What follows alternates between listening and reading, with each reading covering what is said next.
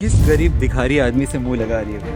सिर्फ 50 रुपए तो भगाओ यहाँ से। मुझे अमेरिका की स्पेलिंग सुनाओ। स्पेलिंग आती है अमेरिका की? मैं कभी सपने में भी देखा है तूने हवाई जहाज। और इस भिखारी को यहाँ पे अंदर घुसने किसने दिया? एक गरीब फटीचर अब तक यहाँ है। फौरन 500 करोड़ ट्रांसफर कीजिए। तुम्हारा नाम क्या है? शिवम,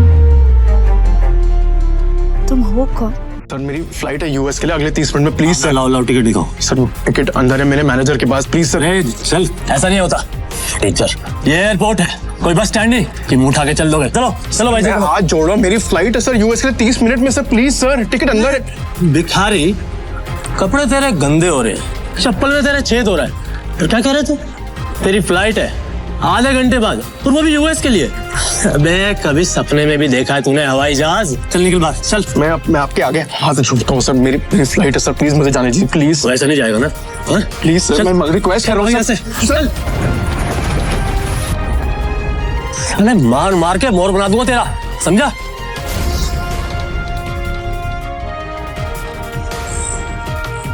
हेलो। तभी शिवम की पत्नी दृष्टि, जो शहर के सबसे अमीर खानदान से बिलोंग करती थी, अपने पति शिवम को सीआईएसएफ सिक्योरिटी गार्ड के आगे गिड़गिड़ाते हुए देख लिया।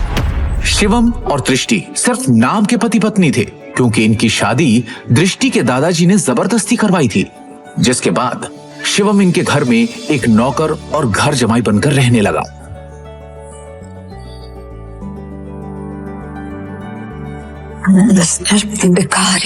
तुम यहाँ क्या कर रहे हो? तुम्हें पता है ना, यहाँ बहुत इंपॉर्टेंट इन्वेस्टर आने वाले हैं मेरे, जिनका वेलकम करने के लिए मैं यहाँ आई हूँ। तो मुझे यहाँ कोई तमाशा नहीं चाहिए, इससे तुम जिससे भी यहाँ आए हो वो सब छोड़ो और चलो यहाँ से, निकलो यहाँ से। दृष्टि, इमरजेंसी है, मुझे अमेरिका जाना है, मेरे पास टिकट भी है, लेकिन ये लोग अंदर नहीं जाने दे रहे हैं। प्लीज प्लीज मेरी मदद करो प्लीज। तो मुझे हाथ लगाने के बारे में सोचना भी नहीं। अमेरिका जाना है तुम्हें? मुझे अमेरिका की स्पेलिंग सुनाओ एक बार। स्पेलिंग आती है अमेरिका की?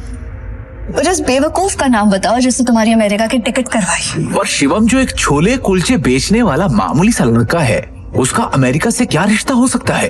चुपचाप ऑफिस जाओ और जिन इन्वेस्टर्स को मैं लेकर आ रही हूँ उनके नाश्ते पानी की तैयारी करो। कोई भी गड़बड़ करने से पहले एक बार सोच लेना, वरना देश छोड़ के जाना तो बहुत दूर की बात है, ये शहर और अपना घर छोड़ के जाने से पहले 100 बार सोचोगे। ऐसी हालत करूंगी मैं तुम्हारी यूपी कॉपरेंस। आखिरी बार कह रही हूँ। इमरजेंसी है, प्लीज हेल्प मी। तभी दृष्टि के साथ आया उसका बिजनेस पार्टनर ऋषभ। दृष्टि से कहता है, किस गरीब भिखारी आदमी से मुंह लगा रही है? सिर्फ 50 रुपए तो भगाओ यहाँ से। मुझसे बात करना, ये मेरी बीवी है, समझा तू? ये क्या कह रहा है दृष्टि? ये तुम्हारा हस्बैंड है?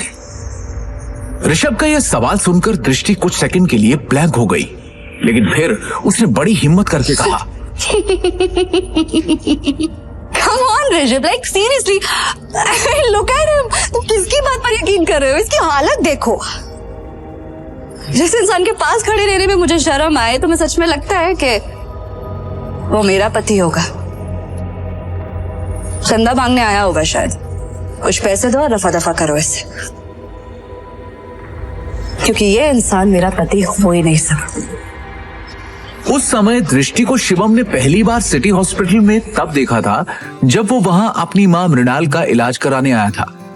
एक रईसजादी लड़की जिसके पास किसी चीज की कोई कमी नहीं थी, फिर भी वो सारे ऐशो आराम छोड़ रोज अपना समय निकालकर उन बीमार कैंसर पेशेंट से मिलने आती थी।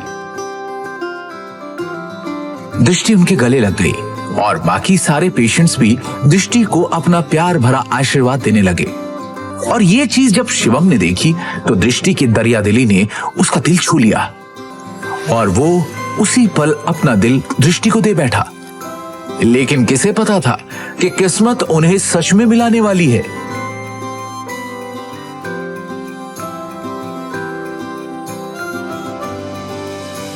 सुन लिया? अब इससे पहले कि मैं मार मार के तेरा मुंह तोड़ दूं, तो अपने आप यहाँ से निकल जा। शिवम अपनी किस्मत पर अंदर ही अंदर रो रहा था। वो यहां से निकलने ही वाला था कि तभी अचानक एक काले रंग की कार एयरपोर्ट के बाहर आकर रुकती है, जिसमें से शहर के बड़े बिजनेसमैन नितिन रायजादा निकलते हैं और उनकी नजर सीधे शिवम पर पड़ती है। और वो शिवम को देखते ही उसकी ओर दौड़ते चले जाते हैं। मिस्टर शिवम, हाँ सर, आपने मुझे पहचाना? मिस्टर रायजादा को कौन नहीं जानता था। दृष्टि उन्हें देखते ही पहचान गई थी, पर उन्हें शिवम से बात करता देख दृष्टि और ऋषभ दोनों के होश उड़ गए। मिस्टर रायजादा जैसा बड़ा आदमी उस भिखारी को कैसे जानता है? मैं भी यही सोच रही हूँ।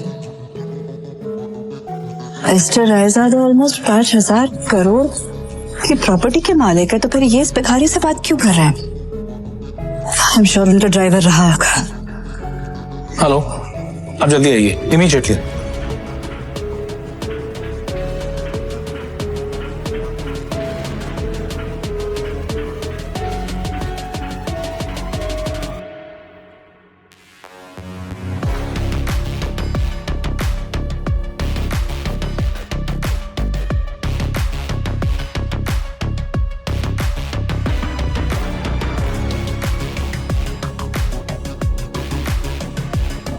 मिस्टर रायजादा से भीख मांग के उस गरीब ने एयरपोर्ट में एंट्री ले ली। पता नहीं वो एयरपोर्ट जाके क्या करेगा।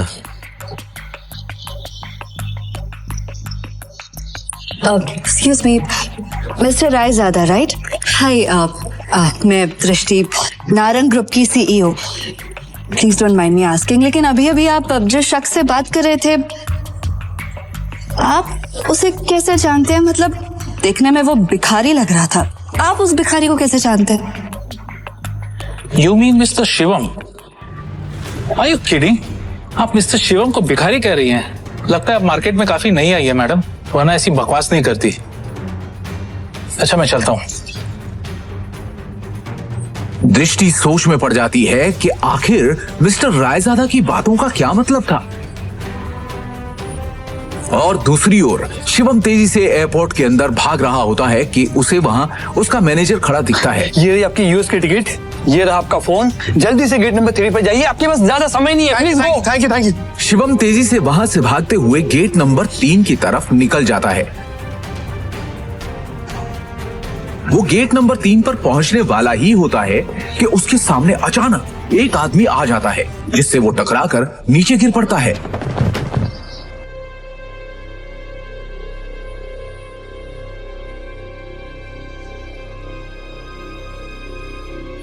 सर, आप ठीक है? अबे अंधा है क्या? हाँ, अबे एयरपोर्ट है ये, कॉलोनी का कोई पार्क नहीं है, समझा?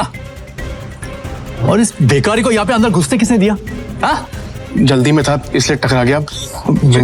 मेरी फ्लाइट छूट जाएगी, मुझे जाने दीजिए प्लीज। सॉरी। अबे मेरे होते हुए तू फ्लाइट में तो क्या 2 मिनट इस एयरपोर्ट पे भी नहीं टिक सकता, समझा? तू जानता नहीं है किससे टकराया है तू, समझा? मेरे सर से टकरा तू जानता नहीं ये कौन है? ये प्राइम एयरलाइंस का मालिक है। सर, मेरी फ्लाइट भी प्राइम एयरलाइंस की है। प्लीज मैं आपसे माफी मांग रहा हूँ, आज भी छोड़ दो प्लीज, कुछ इमरजेंसी है। प्लीज इमरजेंसी है प्लीज। सर, मेरी ticket.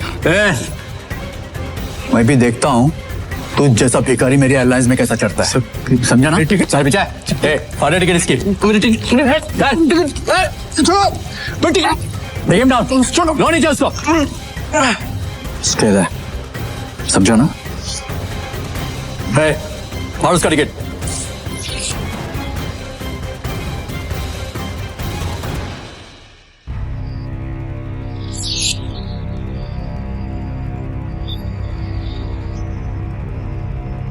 You better watch it, okay? चलो, let's go. जब वो शिवम की यूएस की टिकट के 4 टुकड़े करके उसके मुंह पर फेंकता है, तब शिवम गुस्से में उठता है और उन बॉडीगार्ड्स को जमीन पर गिरा देता है।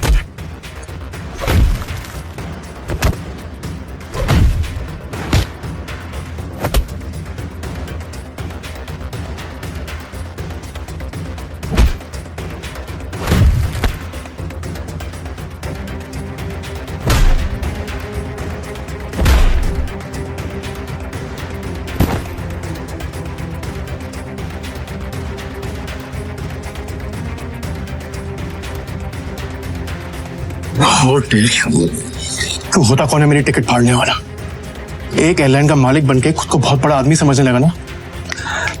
10 मिनट अगले 10 मिनट में तुझे बर्बाद कर दूंगा, समझा? 10 मिनट में बर्बाद करेगा मुझे, वो तो करे ना तुझमें। चल मैं यही खड़ा हूं, दिखा क्या कर सकता है तू। रुको, बहुत देखे ऐसे।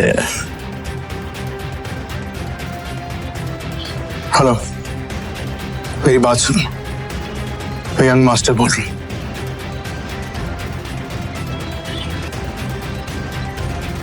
प्रिय यात्रियों, यह सूचित किया जाता है कि प्राइम एयरलाइन की सेवाएं अस्थायी रूप से रोक दी गई हैं। इसके कारण होने वाली असुविधा के लिए हमें खेद है। सभी यात्रीगण से अनुरोध है कि Hey, mister. अद्यतन जानकारी के लिए Hello. हमारी आधिकारिक वेबसाइट Authority. या हेल्पलाइन से Authority. संपर्क करें। प्रिय बिना यात्री, मेरे परमिशन और नोटिस के सूचित कैनवासमेंट कैसी हुई? सर, हमें ऊपर से इमीडिएटली ऑर्डर आया है, अस्थायी रूप से रोक आपका दी लाइसेंस गई। कैंसिल कर दिया गया। इसके कारण होने वाली असुविधा प्राइम एयरलाइंस अब बैन हो चुकी खेद है। है। आपको जो भी बात करनी है सर मिनिस्ट्री में कीजिए। अनुरोध है हेलो, कि अद्यतन हेलो। जानकारी के लिए हमारी आधिकारिक वेबसाइट या हेल्पलाइन से संपर्क करें। कहा था ना, 10 मिनट में तुझे बर्बाद कर दूंगा, मेरी एयरलाइन को बैन कर दूंगा। बस सड़क पर पहुंचा दे।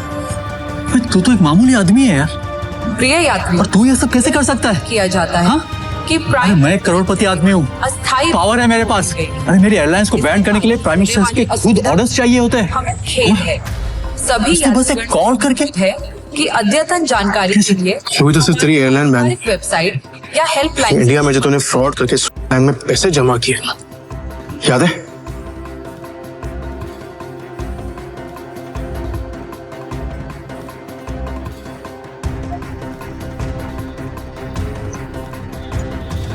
उसके लिए तुझे जेल भी भिजवा सकता हूं। लेकिन अभी इमरजेंसी है, इसलिए इतने में ही छोड़ रहा हूं। न तेरे हाथ में कटोरा देखे ना तो भीख मंगवा दे।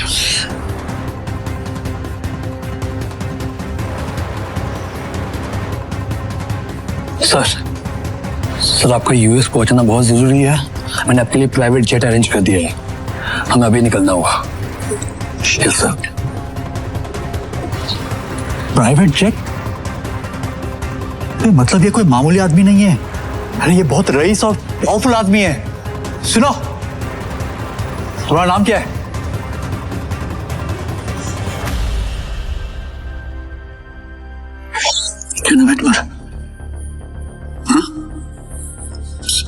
सॉरी, माफ कर दीजिए सर, सॉरी सर। ऑनेस्टली अगर मुझे पहले पता होता ना सर, तो मैं खुद आपके लिए एक जेट अरेंज करता। Please forgive me sir. आइंदा से ऐसी गलती नहीं होगी अब एयरलाइन ही नहीं है तो गलती कैसे हो? Sir.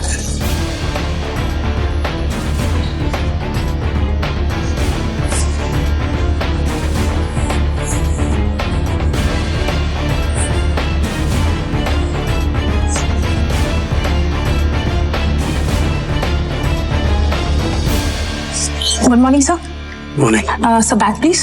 It's all right. So please give me. I'll keep it. Thank you.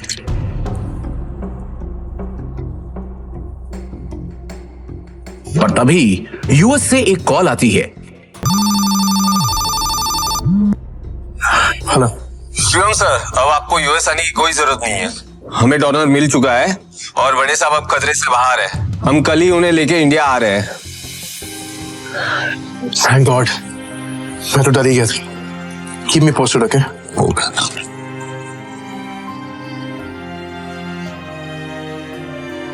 अब शिवम बिना टेंशन के एयरपोर्ट से निकलकर सीधा अपने ससुराल यानी नारंग मेंशन पहुंच गया।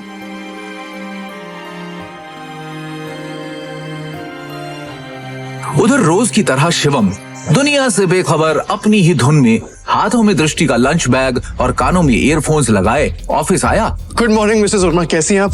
आज का दिन बहुत खूबसूरत है ना? Hello, how are you? You तो टेंशन क्यों है? God.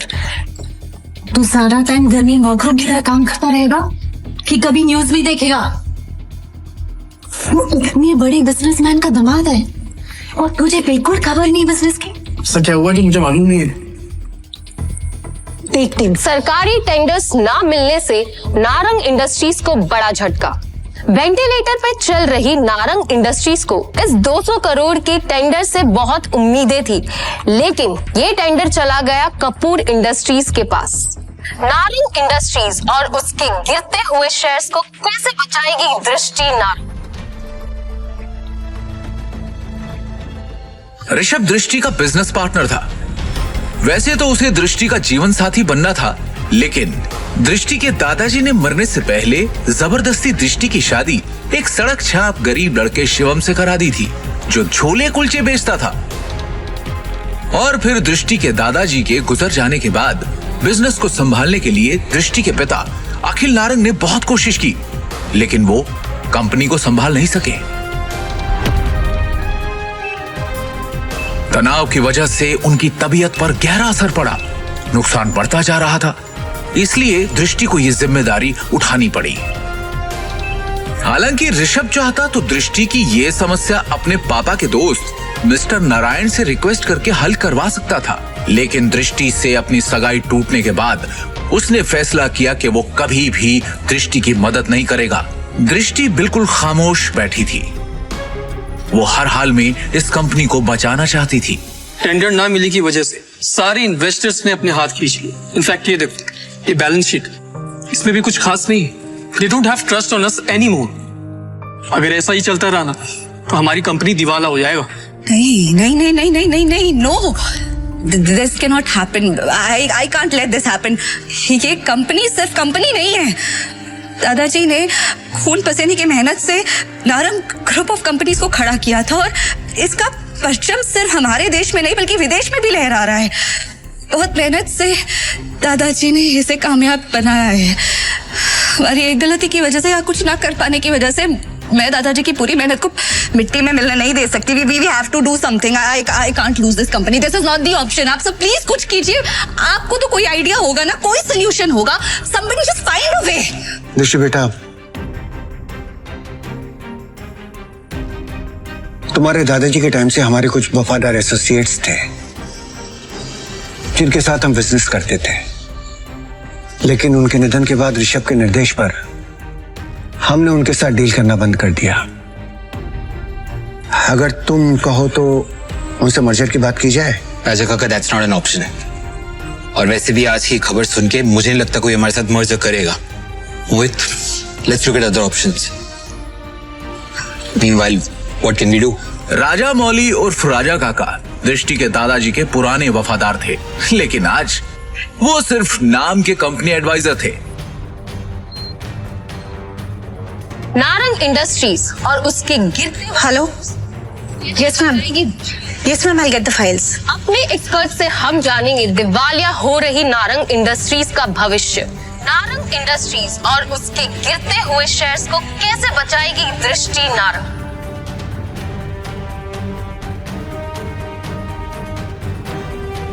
दृष्टि कहाँ पर है? शिवम, तुम घर जाओ, मुझे तुरंत ये फाइल्स देनी है मैम। दृष्टि से मिलना बहुत जरूरी है। I need to meet her right now, please. Shivam, जिद मत करो, घर जाओ। अब जा कर रही है? Meeting room. तभी मिसेस वर्मा दरवाजा खटखटाकर एक्सेस कार्ड की मदद से अंदर चली जाती हैं और उनके पीछे पीछे शिवम भी अंदर घुस जाता है। शिवम को इस तरह देखकर सभी लोग हैरान हो जाते हैं। दृष्टि, इस प्रॉब्लम के बारे में कुछ बात करनी है जरूरी, प्लीज। शिवम, इस वक्त नहीं। इस वक्त मैं बहुत ही जरूरी मीटिंग में हूँ और ये मीटिंग इस वक्त मेरे लिए बहुत जरूरी है। पाँच मिनट दे दो। इन सब बातों के लिए इस वक्त मेरे पास वक्त नहीं है। प्लीज जाओ। 5 मिनट इस प्रॉब्लम का सोल्यूशन है। यहाँ मीटिंग चल रही है। मुंह उठा के आ गया साला फटीचर। और वैसे भी कंपनी के मैटर में तेरा कोई लेना, तेरी औकात क्या है? सबसे पहले तो साधने को यहाँ से निकालो। इसकी वजह से सारी गड़बड़ है। सृष्टि, अपनी डिसीजन खुद लो प्लीज। सिक्योरिटी, सिक्योरिटी से बाहर फेंको। सर, मैं यहाँ संभाल लूंगी। आप मीटिंग में वापस जाइए प्लीज। छोड़ो इसे, छोड़ो। मैडम, लेकिन सर ने इन्हें बाहर निकालने को कहा है। छोड़ो इसे। ये कोई चोर है क्या? ये दृष्टि मैम के पति हैं और नारंग इंडस्ट्रीज के घर जमाई। भूल गए क्या तुम लोग?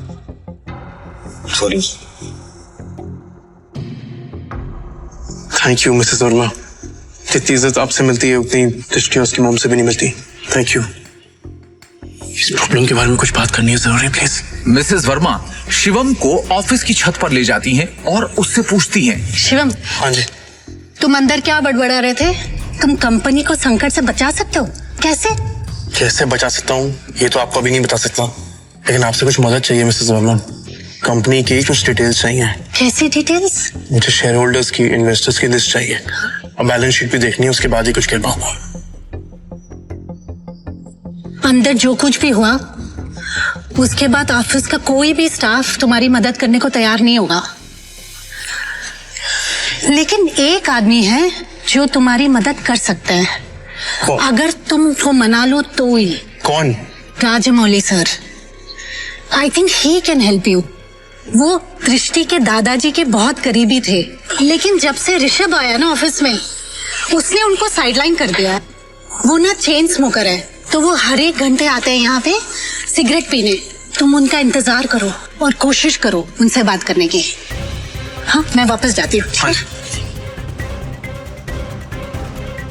शिवम वहां खड़ा होकर राजा मौली का इंतजार करने लगता है। इसी बीच उसने अपनी जेब से फोन निकाला और किसी को कॉल किया। हेलो। कैसे नितिन राजा जी आप? अरे शिवम जी, आपसे मुलाकात भी हो गई और आज आपका कॉल भी आ गया। हमारे तो भाग्य खुल गए। बोलिए ना सर। आपसे एक छोटा सा काम। हुक्म किया जाए मालिक।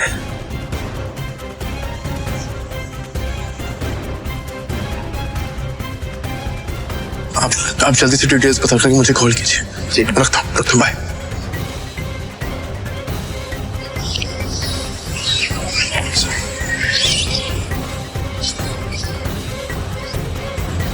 राजा काका, रायजादा ग्रुप और नारंग इंडस्ट्रीज का मर्जर कैसा रहेगा?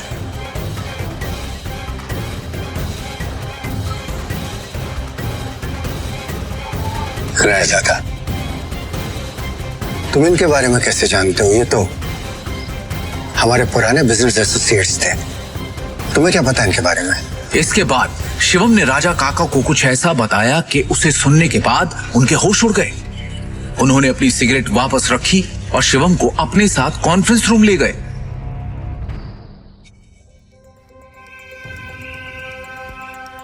ये गरीब फटीचर अब तक यहाँ है। अपनी भाषा पर नियंत्रण रखो। दृष्टि बेटी, हमें शिवम की बात को सुनना चाहिए कि वो कहना क्या चाहता है। इसके पास एक योजना है। योजना? सड़क छाप। जितनी तुम्हारी उम्र है ना, उससे ज्यादा एक्सपीरियंस मुझे इस कंपनी में काम करने का हो चुका है। इस सब नोक झोंक के बीच दृष्टि गहरी सोच में थी। उसे अपने दादाजी की एक बात याद आ रही थी। दृष्टि बेटी, शिवम तुम्हारे लिए एक अच्छा जीवन साथी है और एक बात हमेशा याद रखना, जब भी तुम्हें या नारंग इंडस्ट्री पे कोई भी परेशानी आई तो शिवम ही तुम्हें उससे बाहर निकालेगा। आप कहना क्या चाहते हैं? इनफ। शांत हो जाइए आप सब, प्लीज प्लीज थोड़ी देर के लिए चुप हो जाइए। और ऋषभ, तुम भी चुप रहो। भूलिए मत आप सब लोग, इस कंपनी की बॉस अब भी मैं हूं। डिसीजन मेकिंग पावर मेरे हाथ में है, होगा वही जो मेरा फैसला होगा। शिवम, तुम कहो तुम्हें क्या कहना है? हाँ शिवम। जी क्या बैठो। सबसे पहले मुझे कंपनी के शेयर होल्डर्स और इन्वेस्टर्स की लिस्ट चाहिए और बैलेंस शीट भी देखनी है, उसके बाद ही कुछ कह पाऊं। दृष्टि, ये बहुत ज्यादा हो रहा है। हम ऐसे ही किसी को अपनी कंपनी की डिटेल्स शेयर नहीं कर सकते। लैपटॉप दो सर। प्लीज। चलो। दृष्टि, तुम ये बात। ऋषभ, भूलो मत तुम्हारी बॉस का पति है जिसके बारे में तुम ऐसे बात कर रहे हैं। अगली बार तमीज का इस्तेमाल जरूर करना। 2 साल में पहली बार शिवम ने दृष्टि को उसके लिए लड़ते हुए देखा। दृष्टि की बात सुनते ही उसका सीना चौड़ा हो गया। Shivam, you continue.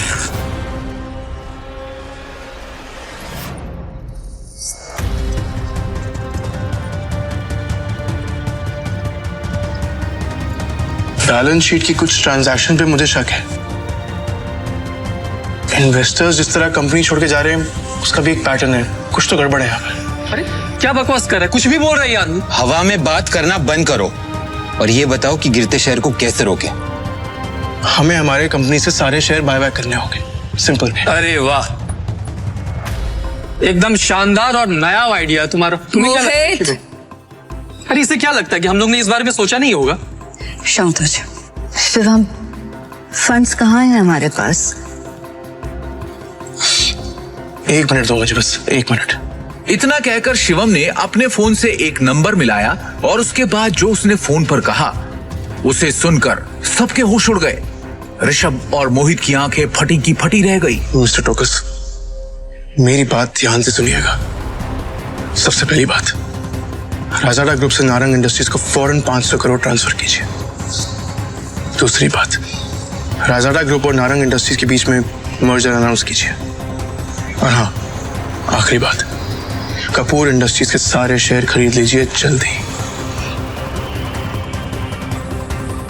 दृष्टि शिवम की इतनी बड़ी बड़ी बातें सुनकर हैरान थी।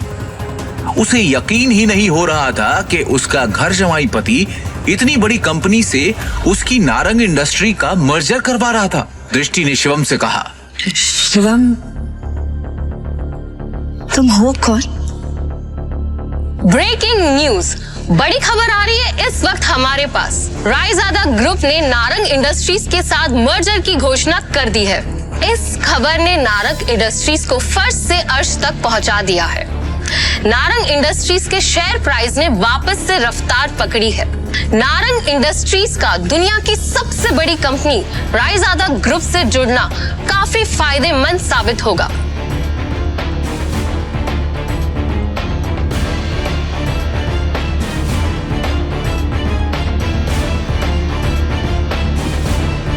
क्या दृष्टि को मिलेगा शिवम से अपने सवाल का जवाब? ये सब जो अभी अभी हुआ था, ये किसी जादुई सपने से कम नहीं था। लेकिन एक बात जो अब भी सबकी नजरों से शिवम ने छुपाकर रखी थी, वो थी उसकी आंतरिक शक्तियां, जिसे शिवम उजागर करने की कोशिश कई दिनों से कर रहा था। शिवम वहां से निकलकर एक शादी में गया था, जहां उसे करण मिला था, जो कि दृष्टि का कजन था। वो शिवम को बेइज्जत करने से कभी बाज नहीं आता था। शिवम और उसके बीच नोक-झोंक कई समय से चलती आ रही थी, लेकिन उस दिन शिवम ने करण की बेइज्जती पूरे रिश्तेदारों के सामने कर दी और वहां से घर चला गया। करण ने अपने गुस्से को पी लिया और ठान लिया कि वो शिवम को नहीं बख्शेगा। दूसरी ओर अपना खाना खत्म करके शिवम ने अपने बर्तन धोए और फिर वो अपने बेड पर आराम करने बैठ गया। ध्यान या मेडिटेशन करने की महारत उसने पिछले कुछ सालों में ही पाई थी।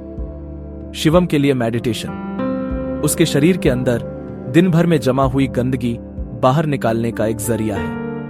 और तभी शिवम ने हाथ आगे बढ़ाया और बेड के साइड में रखा एक काला पत्थर उठाया। उसे मुट्ठी में बंद कर जैसे ही उसने हाथ को हल्के से घुमाया, वो पत्थर राख बन उसकी उंगलियों के बीच से सरक गया। शिवम की आंखों में उत्साह भर गया और उसने खुद से कहा, भस्म शक्ति ने अपना रूप ले लिया है। अरजा, उसके गुरु ने भी तो यही कहा था कि वो तक्षक महल का वंशज तभी माना जाएगा जब वो अपनी अंदरूनी शक्तियों को जगा लेगा, और तब उसकी तलाश शुरू होगी ढूंढने के लिए रायजादा परिवार के उन खास लोगों को जिनसे वो अपने गुरु के निशानी के तौर पर दिए जेड पत्थर की मदद से मिल पाएगा। वही वो पल होगा जब शिवम अपनी जिंदगी को बदल पाएगा। सिर्फ इतना ही नहीं, इसके साथ ही शिवम के हाथ वो सब भी लगेगा जो आम इंसान की पहुंच में नहीं, जैसे कि पौराणिक औषधियां, धन और उसके पूर्वज। यही तो होता है इस विद्या में। इसमें किसी के वैभव और उसकी शक्ति की कोई सीमा नहीं है। सक्का अपने गुरु का निशानी के तौर पर दिया हरा पत्थर अपने हाथों में घुमाते हुए शिवम ने सोचा, मेरी शक्तियां पूरी तरह से जागृत हो चुकी हैं।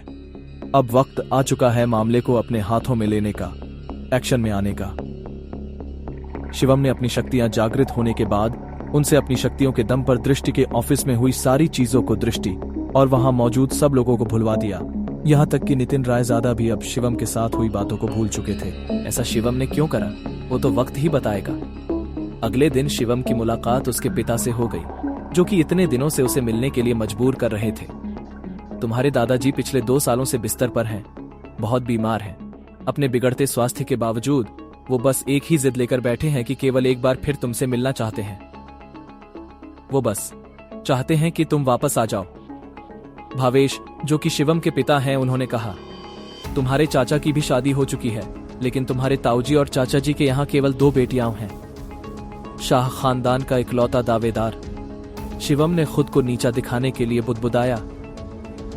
तो आप चाहते हैं कि मैं परिवार की विरासत के लिए आपकी सौदेबाजी का हथियार बन जाऊं? तुम सच में बहुत भोले हो, भावेश ने ठंडे स्वर में कहा। हमारे परिवार का जो व्यापार है, उसकी अनगिनत शाखाओं के अलावा हमारे शाह परिवार का दिल्ली और उसके आसपास के इलाकों में एक बड़ा पारिवारिक व्यवसाय है। परिवार के नियमों के अनुसार अगर परिवार के मुखिया की मृत्यु हो जाती है और तीसरी पीढ़ी को संभालने वाला कोई नहीं है, तो परिवार के मुखिया को दूसरे परिवार से बदल दिया जाएगा और उस समय से शाह परिवार पर हमारी शाखा का शासन नहीं होगा। और इसका मुझसे क्या लेना देना है? शिवम ने शांति से पूछा। तुम्हारे दादाजी के बीमार पड़ने के बाद से ही पिछले कुछ वर्षों में तुम्हारे चाचा और ताऊजी पहले से ही परिवार की विरासत और सत्ता की हकदारी के लिए लड़ने की तैयारी में जुट चुके हैं, जिससे परिवार के भीतर एक जबरदस्ती का हंगामा हो रहा है। क्या तुम बस ऐसे ही हाथ पर हाथ रखकर बैठे रहोगे और कुछ नहीं करोगे?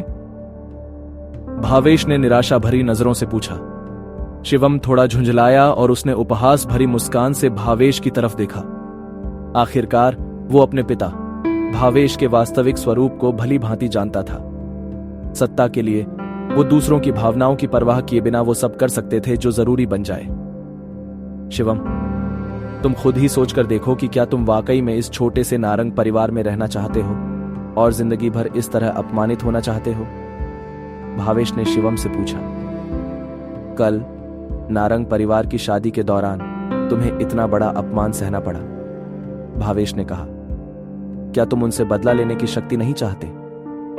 क्या तुम नहीं चाहते कि तुम्हें वो रुतबा, वो शोहरत, वो ताकत मिल जाए कि तुम जब चाहो तब पूरे नारंग परिवार को अपने सामने पैरों पर घुटने टेकने के लिए मजबूर कर दो? भावेश के ये कहते ही शिवम ने उसकी तरफ देखा और फिर एक गहरी सोच में डूब गया।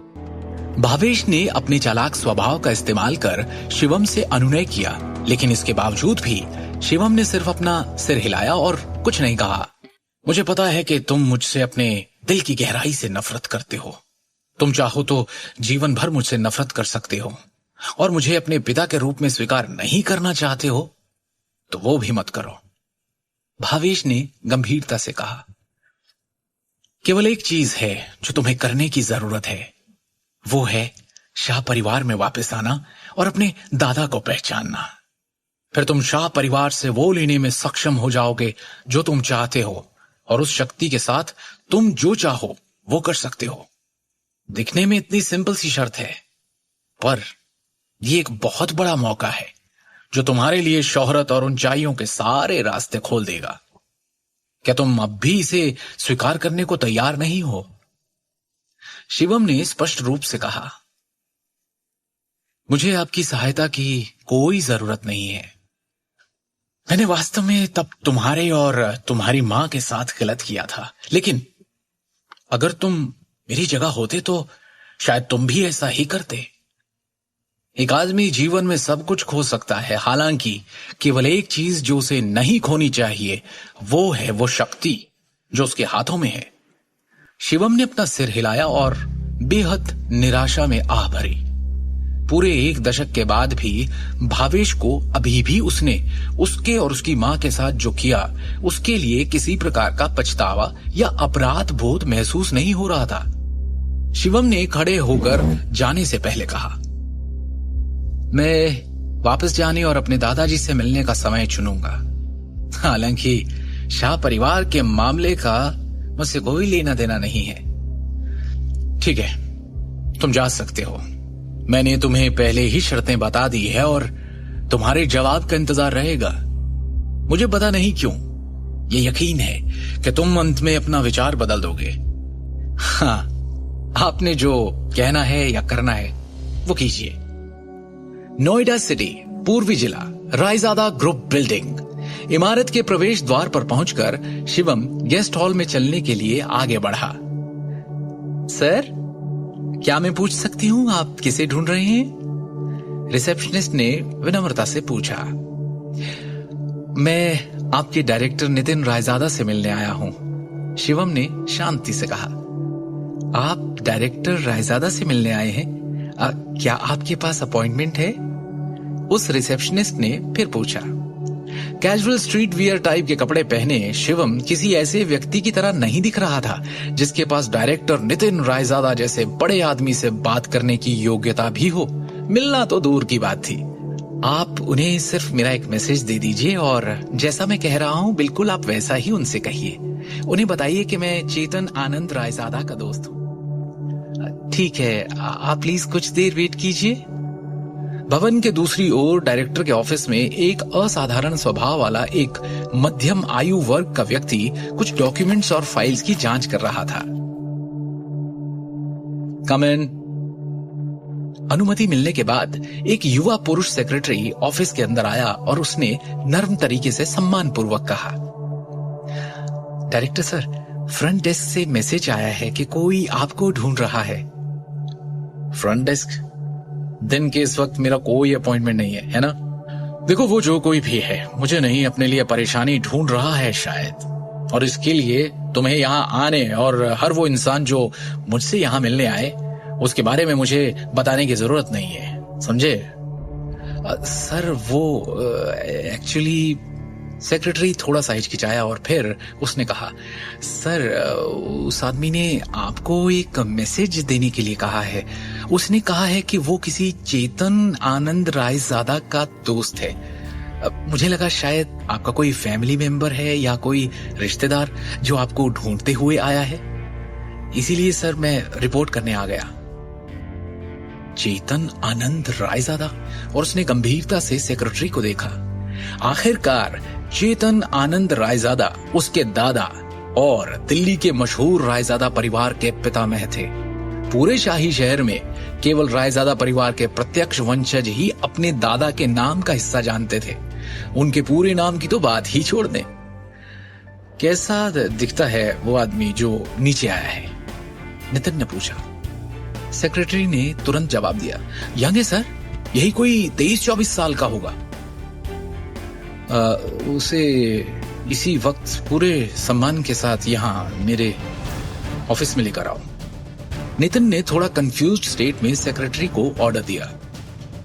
5 मिनट बाद शिवम को सेक्रेटरी द्वारा 36वीं मंजिल पर डायरेक्टर के कार्यालय में लाया गया और जैसे ही शिवम ऑफिस के अंदर आया वो नितिन के सामने एकदम भरकर बैठ गया।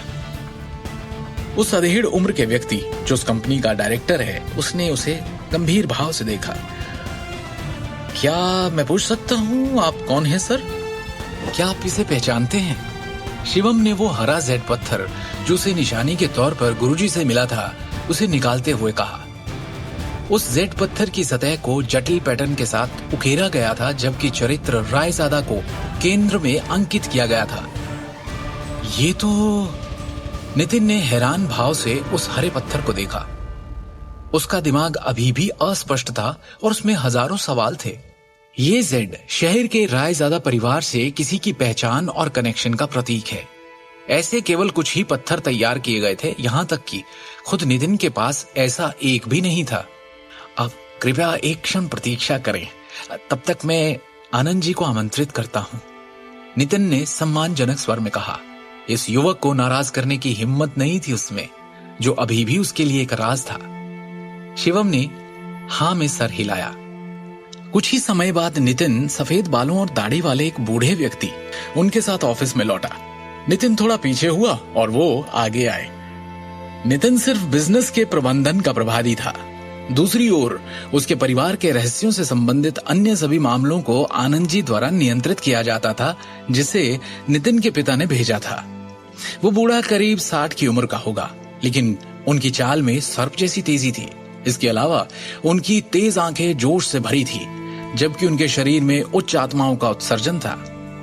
शिवम के हाथ में जेड टोकन को करीब से देखते हुए बूढ़े ने एक सांस लेने से पहले अविश्वास में देखा और अपना परिचय दिया। मैं हूँ जतिन आनंद। क्या मैं आपका शुभ नाम जान सकता हूँ sir? Shivam. Brother Shivam Raizada group के लिए जेड टोकन लाए हैं। मुझे माफ करें, लेकिन क्या मैं आपकी पहचान का परीक्षण कर सकता हूँ? जरूर। शिवम ने हाँ में सिर हिलाया। जतिन को एक नजर देखते ही शिवम बता सकता था कि वो एक साधारण बूढ़ा आदमी नहीं था। इसे देखकर एक बात तो साफ थी कि जतिन आनंद तक्षक विद्या की दुनिया में एक विशेषज्ञ थे। जवाब में सिर हिलाने के बाद जतिन ने अचानक अपनी कलाई को हिलाया और एक जेट गेंद को रोल करते हुए फेंका, जो हवा में घूमती हुई तेजी से शिवम की ओर जा रही थी। अचानक हुए हमले के बावजूद शिवम ने तेजी से अपनी तरफ आती हुई उस जेट बॉल को नंगे हाथों से पकड़ लिया और अपनी सीट पर बैठ गया। और जैसे ही उसने अपनी मुट्ठी खोली, उसकी उंगलियों के बीच से जेट धूल का ढेर फिसलने लगा। इस अप्रत्याशित दृश्य को देखकर नितिन की आंखें चमक गई। जतिन आनंद की अभिव्यक्ति भी फीकी पड़ गई और वो खुद से बुदबुदाए, एक आंतरिक शक्ति विशेषज्ञ इतनी कम उम्र में, कहीं ये उस इंसान का वंशज तो नहीं? रायजादा परिवार के एक बुजुर्ग के रूप में वो प्राचीन तक्षक विद्या से संबंधित गांधी परिवार के रहस्यों के संपर्क में आए थे। इस प्रकार वो मोटे तौर पर शिवम की असली पहचान का अनुमान लगा सकते थे। जतिन आनंद ने झुककर सम्मान पूर्वक कहा, मैं रायजादा परिवार की तीसरी शाखा का बड़ा जतिन आनंद आपका अभिवादन करता हूं, महान Elder. Nitin Raizada great Elder का अभिवादन करता है, नितिन ने गंभीर स्वर में कहा। शिवम के हाथ में जेड टोकन रायजादा परिवार के महान बुजुर्ग की पहचान का प्रतिनिधित्व करता है। रायजादा परिवार के नियम बेहद सख्त थे और किसी को भी उनका अपमान करने की अनुमति नहीं थी। अपनी पहचान स्वीकार किए जाने के बाद शिवम ने थोड़ा सिर हिलाया। द ग्रेट एल्डर इस बार ईस्ट ब्रांच ग्रुप में आए हैं, क्या मैं आपके लिए कुछ कर सकता हूं? जतिन ने गंभीरता से पूछा और उनके इस सवाल पर शिवम के अंदर हजारों बातों का तूफान सा उठ पड़ा। शिवम को पता है कि वो रायजादा ग्रुप के ऑफिस में क्यों आया है, उसे उनसे क्या मांगना है, पर इससे पहले कि वो अपनी बात कहता, उसका फोन बज उठता है। शिवम, फौरन मेट्रो सिटी हॉस्पिटल पहुंचो। मैंने तुम्हारे और दृष्टि के तलाक के कागजात बनवा लिए हैं, अभी की अभी आकर उन पर साइन करो। फोन की दूसरी ओर से दृष्टि की मां सिमी ने चीखते हुए कहा, आप हॉस्पिटल में क्यों हैं? क्या चल रहा है मम्मी जी? शिवम ने गंभीरता से पूछा। दृष्टि के पापा फैक्ट्री में थे जब करण अचानक फैक्ट्री खरीदने आ गया। वहां कुछ ऐसा हुआ कि ये घायल हो गए, हॉस्पिटल में एडमिट करना पड़ा। करण और दृष्टि में भी बहस हुई और दृष्टि बेहोश हो गई। करण अब भी गुस्से में है, कर्ज के भुगतान के लिए जबरदस्ती हमारा घर बेचने पर तुला है। बस एक शर्त पर हमें बख्शने को तैयार है कि दृष्टि तुम्हें तलाक दे दे। हम ये सब और नहीं सह सकते, भगवान के लिए उसे तलाक दे दो। सिमी विनती करते हुए रो पड़ी। मैं वहां पहुंचता हूं, कहकर जैसे ही शिवम ने फोन रखा, उसका चेहरा भावहीन सा हो गया। दृष्टि बेहोश हो गई। शिवम की आंखों में ऐसा क्रोध उमड़ पड़ा जैसा आज तक कभी किसी ने नहीं देखा। उसने जतिन और नितिन की ओर देखते हुए शांति और अधिकार के साथ कहा, मैं चाहता हूं कि पूरी की पूरी नारंग एम्पायर दिवालिया हो जाए, वो भी एक दिन के अंदर। ग्रेट एल्डर, आपकी आज्ञा सर आंखों पर। नितिन रायजादा ने सम्मानपूर्वक उत्तर दिया। दिल्ली के सबसे बड़े मेट्रो सिटी हॉस्पिटल में शिवम जल्दी से कमरा नंबर 608 में पहुंचा। जानते हो ना क्यों हो रहा है ये सब हमारे साथ? क्योंकि तुमने करण के साथ बदतमीजी की। सिमी शिवम की ओर उंगली उठाकर गुस्से में बोलती जा रही थी। अरे क्या जरूरत थी? पंगा उसके साथ करने की सोची जाती है जो आपके बराबर की हैसियत का हो। तुम क्यों अपनी हैसियत भूल जाते हो बार बार? क्यों जलील किया करण को पार्टी में? इल्जामों की इस बौछार में भी शिवम चुप रहा। उसने बस अस्पताल के बिस्तर की ओर देखा। बिस्तर पर लेटे हुए उनके ससुर अखिल नारंग थे। आपको चोट कहां लगी?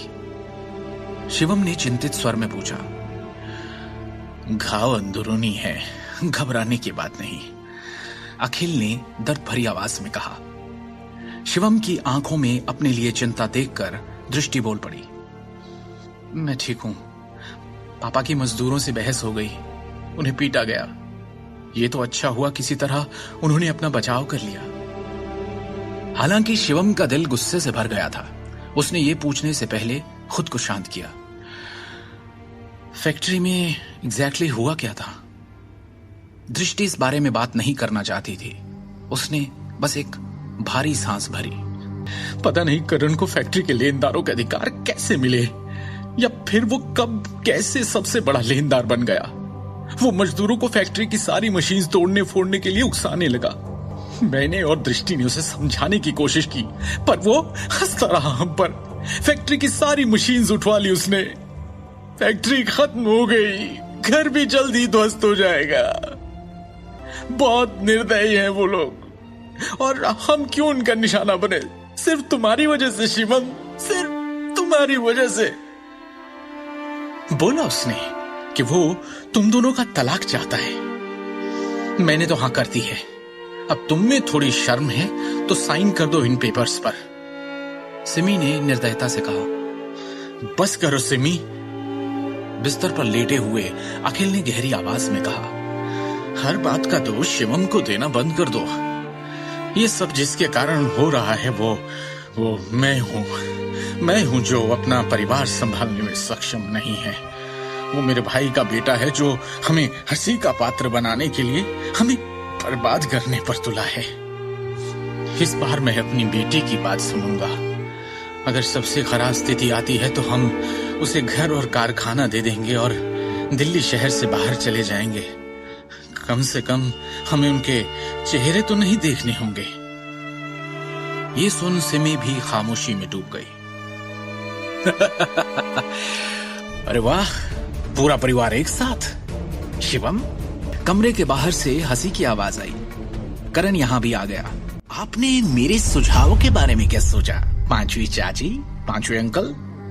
करण ने उन्हें और भड़काने के लिए उद्देश्यपूर्ण ढंग से अपने शब्दों को लंबा खींचा।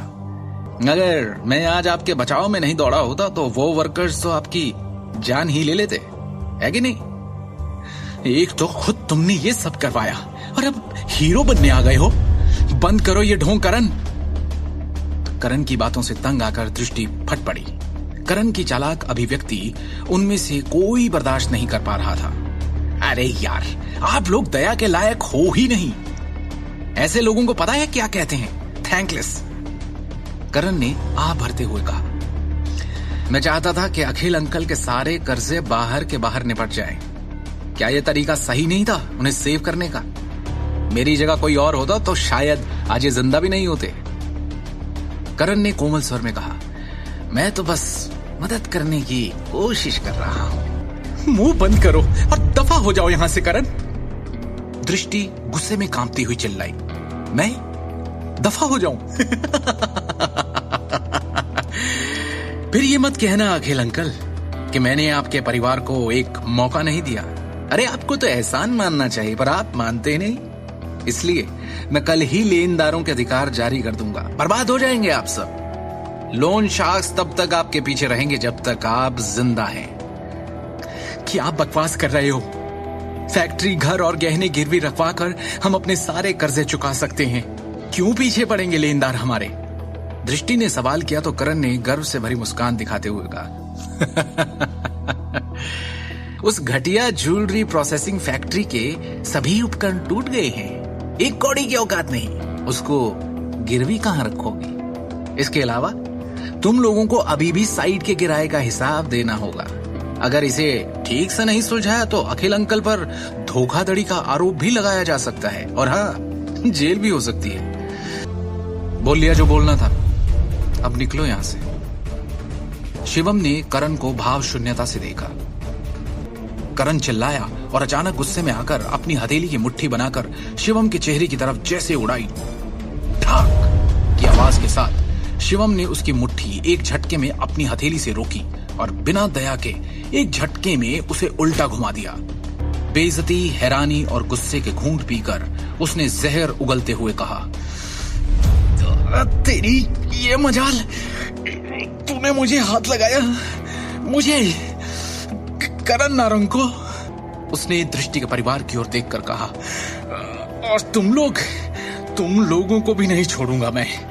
इस परिवार की कहानी अब खत्म समझो। अब तुम में से कोई नहीं बच सकता। अभी उसके साथ जो हुआ, करण को अब भी उस पर यकीन नहीं हो रहा था। बौखलाया हुआ, हड़बड़ाता हुआ उन्हें धमकी देकर वो वहां से तेज कदमों के साथ निकल गया। ये क्या कर दिया? किस पे हाथ उठा दिया? तुम्हें क्या लगता है ये कोई छोटी सी बात है? माफ कर देंगे वो लोग। अरे इसके बाद वो क्या करेंगे हमारे साथ तुम सोच भी नहीं सकते। सिमी ने अत्यंत घबराकर डरे हुए लहजे में कहा, क्या जरूरत थी ये सब करने की? अब क्या होगा हमारा? कौन बचाएगा? बर्बाद कर देंगे ये लोग हमें। मैं इस मामले को अच्छी तरह से संभाल लूंगा, इसीलिए आपको अब और चिंता करने की जरूरत नहीं है। शिवम ने स्पष्ट शब्दों में आत्मविश्वास के साथ पूरे परिवार से कहा, करण या उसके परिवार वाले हमारा कुछ नहीं बिगाड़ पाएंगे। क्या कर लोगे तुम? क्या तुम इस लायक हो? सिमी ने एक ठंडी मुस्कान के साथ व्यंग्यात्मक लहजे में कहा, तुम्हारी तो इतनी हैसियत भी नहीं कि उस समय शिवम ने सिमी की तरफ अपनी भावहीन निगाहें घुमाई और उसके शब्दों को चुप कर दिया। उसकी आंखों से जैसे सिमी की आंखें मिली, उसे ऐसा लगा जैसे शिवम आज पूरी तरह से एक अलग इंसान बन गया है। वो कांप गई। उसे डांटने के लिए जबान खोली थी, पर अब उसकी बोलती खुद ही बंद हो गई। शिवम ने दोबारा दृष्टि की ओर नम्रता के साथ देखा और प्यार से उसे आश्वस्त किया, फिक्र मत करो दृष्टि, अब कुछ बुरा नहीं होगा, मैं हूं ना तुम्हारे साथ। हालांकि दृष्टि को समझ नहीं आ रहा था कि क्या हो रहा है, फिर भी उसने अपने दिल में एक बड़ी गर्मजोशी महसूस की। शिवम ने धीरे से उससे पूछा, भरोसा है ना मुझ पर? इस सटीक क्षण में उसने पहली बार ऐसा महसूस किया कि वो उस पर भरोसा कर सकती है। हाँ है, उसने कहा और जवाब में सिर हिलाया। शिवम के करण पर हाथ उठाने का क्या अंजाम भुगतेगा दृष्टि का परिवार, या फिर शिवम सच में उन्हें बचा लेगा? क्या अपनी तक्षक विद्या का इस्तेमाल करने के लिए ये शिवम का पहला मकसद होगा? क्या अब नारंग परिवार शिवम का अलग रूप देखेगा? नारंग ज्वेलरी ग्रुप की इमारत की हर मंजिल पर आज एक असामान्य उथल पुथल थी। कर्मचारियों में अफरा तफरी मची थी। क्या चल रहा है? कॉरपोरेशन में इतनी अफरा तफरी क्यों है? बड़े भाई साहब, क्या है ये सब? मैं गोल्फ खेल रहा था, अचानक एक के बाद एक हमारे कई बड़े क्लाइंट्स के कॉल्स आने शुरू हो गए कि वो नारंग ग्रुप के साथ अपनी डील रद्द करना चाहते हैं। इसके सिवा और तो कोई वजह नहीं है कि हमारी कॉरपोरेशन अचानक इस तरह से लड़खड़ा जाए। अचानक नारंग परिवार के सबसे बड़े भाई और नारंग ग्रुप के डायरेक्टर अमिताभ नारंग ने सभी का ध्यान अपनी ओर आकर्षित करने के लिए जोर से खांसी की। सब लोग बहस करना बंद करें, पहले बिजनेस की बातें करें। इस तरह की समस्या को हल करने का हमेशा एक तरीका होगा। अमिताभ नारंग के चेहरे पर आज अलग ही भाव थे। जब से उन्होंने नारंग ग्रुप के डायरेक्टर का पद संभाला, तब से कॉरपोरेशन बिना किसी रुकावट, गिरावट या बिना किसी नुकसान के सुचारू रूप से चलती आ रही थी, क्योंकि इससे पहले कभी किसी ने ऐसी हिला देने वाली स्थिति का सामना नहीं किया था। जैसे ही बैठक कक्ष तुरंत शांत हुआ, सभी ने चिंतित भावों से अमिताभ नारंग को देखा और उनके बोलने का इंतजार करने लगे। डायरेक्टर सर, आपने जिन डेटा की कैलकुलेशन मांगी थी वो आ गई है। हमारे कितने बड़े और पुराने क्लाइंट्स ने आज के आज हमारे साथ कॉन्ट्रैक्ट खत्म कर लिया है, अब बताओ मुझे। डायरेक्टर सर, आंकड़ों के अनुसार हमारे नारंग ग्रुप के शेयर्स में आज 30% से अधिक की गिरावट आई है और पहले ही क्रैश हो चुके हैं। इससे छोटे शेयरधारक घबरा गए हैं और अपने शेयर्स तुरंत वापस लेने का अनुरोध कर रहे हैं। अब इसके अलावा 1 दर्जन से भी ज्यादा शहरों में हमारे ज्वेलरी के सेल्स चैनल आज काट दिए गए हैं और हमें हमारे सारे कॉन्ट्रैक्ट्स खत्म करने के लिए फोर्स किया गया है। इन सब के अलावा ईस्टर्न प्रांत की ज्वेलरी और उससे जुड़ी हुई 20 से भी ज्यादा कंपनीज, ज्वेलरी कॉमर्स एसोसिएशन और जनरल चैम्बर ऑफ कॉमर्स ने संयुक्त रूप से सार्वजनिक रूप से घोषणा की है कि वो हमारे नारंग ग्रुप का सहयोग नहीं करेंगे। अभी स्थिति ये है कि मार्केट में हमारे नारंग ग्रुप पर कोई भरोसा करने को तैयार नहीं है। अमिताभ नारंग का चेहरा ऐसे पीला पड़ गया जैसे उन्होंने कोई भूत देख लिया हो। उन्हें खुद अभी तक ये बात समझ नहीं आ रही थी कि उन्होंने किस ताकतवर शख्स को इतना नाराज कर दिया कि उसने पूरे के पूरे नारंग ग्रुप का दिवालिया निकाल दिया, वो भी एक दिन के अंदर। उन्होंने अजीत की तरफ देखा और पूछा, अजीत, क्या तुम इस समस्या का कोई समाधान लेकर आए हो? चिंता वाली बात यह है कि कोई स्पष्ट रूप से पर्दे के पीछे के तार खींच रहा है और हमारे ग्रुप को निशाना बना रहा है। हालांकि अजीत नारंग को भी समझ नहीं आ रहा था कि क्या किया जाए। उसका चेहरा राख हो गया था। अभी के लिए हमें तार खींचने के लिए जिम्मेदार व्यक्ति का पता लगाना चाहिए। हम तब तक देख सकते हैं कि क्या बातचीत के लिए अभी भी कोई जगह है। अजीत नारंग ने असहाय रूप से कहा। दोनों मुखिया समझ नहीं पा रहे थे कि उन्होंने किसे नाराज किया है। आखिर किसके पास एक दिन के अंदर नारंग ग्रुप को दिवालिया होने के कगार पर खड़ा करने की शक्ति थी। ये देखकर कि दोनों मुखिया भी बेबस थे, बैठक कक्ष और भी बेचैन हो गया, क्योंकि शेयरधारक आगे की चर्चा में पड़ गए कि तभी कक्ष के दरवाजे पर दस्तक हुई और वो चश्मे वाली युवा महिला सेक्रेटरी फिर से अंदर आई। उसके चेहरे पर इस वक्त और भी ज्यादा परेशानी के भाव थे। महिला सेक्रेटरी ने गंभीर लहजे में कहा, वाइस चेयरमैन, किसी ने हमें अभी फोन किया है। वो रायजादा ग्रुप के सेक्रेटरी विक्रम टोकस हैं। इस बार वो आपसे नारंग ग्रुप के मामलों पर कुछ बात करना चाहते हैं। मुझसे बात करना चाहते हैं? अजीत नारंग ने असमंजस में उत्तर दिया। वहां मौजूद सभी लोग हैरान हो गए। आखिर क्या उस व्यक्ति को पहले एग्जीक्यूटिव डायरेक्टर सबसे बड़े भाई की तलाश नहीं करनी चाहिए? वो तीसरे भाई की तलाश क्यों करेंगे? कहीं ऐसा तो नहीं? इस वक्त सम्मेलन कक्ष में बैठे सभी लोग ये अनुमान लगा सकते हैं कि वो आदमी बड़े भाई से न मिलकर तीसरे भाई से मिलने क्यों आया होगा, क्योंकि सभी की संदेह भरी निगाहें अजीत नारंग पर जा टिकी थी। अजीत, क्या इस मामले का तुमसे कोई लेना देना है? क्या तुमने किसी भी तरह से रायजादा ग्रुप को ठेस पहुंचाई है? क्या मजाक है? आखिर नारंग ग्रुप का कोई भी शख्स रायजादा ग्रुप जैसे ताकतवर बिजनेस टाइकून से टकराने की हिम्मत कैसे कर सकता है? रायजादा ग्रुप के एक इशारे पर सारा नारंग ग्रुप एक चुटकी में दिवालिया हो जाएगा। तो फिर मैं कैसे? अजीत नारंग ने जल्दी से उनके साथ सभी संबंधों से इनकार कर दिया। हम जल्दी ही पता लगा लेंगे। आप फोन उठाओ और स्पीकर चालू करो। देखते हैं रायजादा ग्रुप का क्या कहना है। अमिताभ नारंग ने ठंडे स्वर में कहा।